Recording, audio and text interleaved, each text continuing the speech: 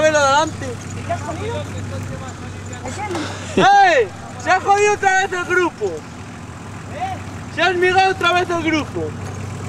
Por tirar así. Mira dónde está. Mira. Se ha jodido otra vez el grupo. ¿Sí? ¿Sí? Mario, suelta cable para... ¿Cómo mete las tracciones delante? Porque no puede, si no, hostia. Hay que hacerlo con la tracción trasera, como largo, ¿Pero qué va? ¿Qué tracción trasera si nos arrastra? Listo. ha roto el grupo para... Sí, ahora es culpa mía. Mario, si bajas el coche más abajo, que cuanto más corto mejor. Cuanto más abajo, ¿De quién?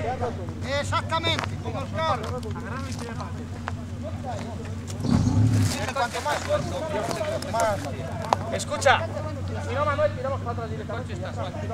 Si en cuanto agacha la rueda de atrás, ya va para arriba. Venga, agancharlo para adelante, voy. Tira para acá. Voy para allá. Mario, mira. Aquí en el este. Espera, que te lo voy a quitar.